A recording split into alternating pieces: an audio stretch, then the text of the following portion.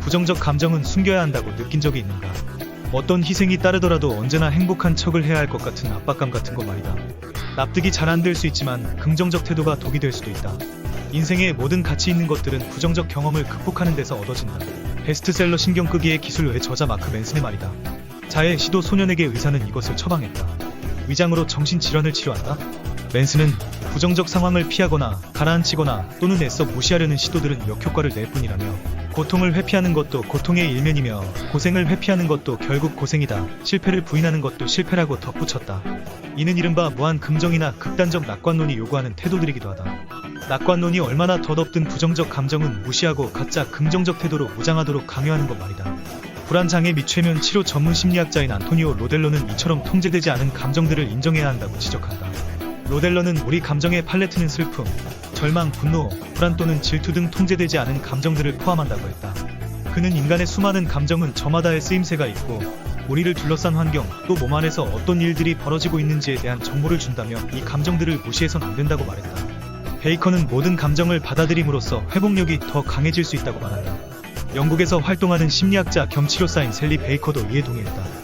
베이컨은 해로운 긍정주의는 우리가 힘든 상황을 마주했을 때 느낄 수 있는 넓은 감정의 스펙트럼을 부정하게 만든다며, 긍정적 감정만 받아들이려고 하는 것은 스스로를 속이는 것이라고 설명했다. 베이컨은 힘든 상황과 마주할 때 일어나는 모든 부정적 감정을 부인하는 일은 당신을 지치게 할 것이라면서 이보다 더 나쁜 건 회복력, 즉 부정적 상황에 적응하는 힘을 기를 수 없게 된다는 것이라고 했다. 그는 또 이는 우리가 느끼는 실제 감정들로부터 우리를 고립시킨다며 우리는 자신이 불완전한 존재임을 다른 사람들에게 들키지 않기 위해 긍정성 뒤에 숨는다고 지적했다. 긍정심리학 대 해로운 긍정주의. 해로운 긍정주의를 이해하기 위해선 먼저 이를 긍정심리학과 구분지을 수 있어야 한다. 두 개념은 비슷해 보일 수 있지만 사실 완전히 다른 개념이다. 로델러는 긍정심리학은 심리학자 마틴 셀리그만에 의해 대중화된 개념이라며, 우울증을 연구한 셀리그만이 다양한 문제나 상황 또는 질환을 다루는 다른 관점을 찾아낸 것이라고 설명했다. 1990년대 당시 미국 심리학회 APA 회장이던 셀리그만은 심리학의 초점을 과학적 관점에서 인간을 행복하게 만드는 요소들로 옮겨야 한다고 주장했다. 셀리그만은 유명 저서 낙관적인 아이 optimistic children 1995에서 인간이 애초부터 비관적으로 태어나는 게 아니라 삶의 경험을 통해 비관적인 성향이 되는 것이라고 설명했다. 하지만 셀리그만에 따르면 우리는 비관론과 싸우며 부정적 사고를 긍정적 사고로 바꿀 수 있다. 그렇다면 슬픈 일이 있어도 행복에만 초점을 두면 되는 걸까? 그렇게 생각한다면 오산이다. 이런 생각은 해로운 긍정의 덫으로 향하는 지름길이다. 부정적 감정을 해소하고 싶다면 이를 무시해선 안 된다. 이 감정들을 인정하고 받아들이는 게 먼저다. 핵심은 긍정주의가 극단으로 향하지 않도록 제어하는 것이다.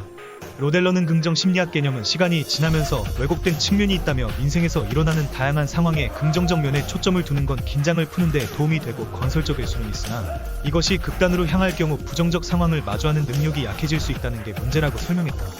로델러는 이어 긍정 심리학을 제대로 적용해 행하면 굉장히 유용하지만 분별 없이 적용하면 현실을 바라보는 시각이 좁아지고 무력감에 빠질 수 있다며, 고통스럽고 힘든 상황을 부정하는 건 현실을 한쪽 눈으로 보는 것과 같다고 덧붙였다. 혹시 여러분은 고통스러운 긴 하락장을 외면하기 위해 극단적 긍정주의에 빠져있는 건 아닌지 한번 돌아보기를 바란다.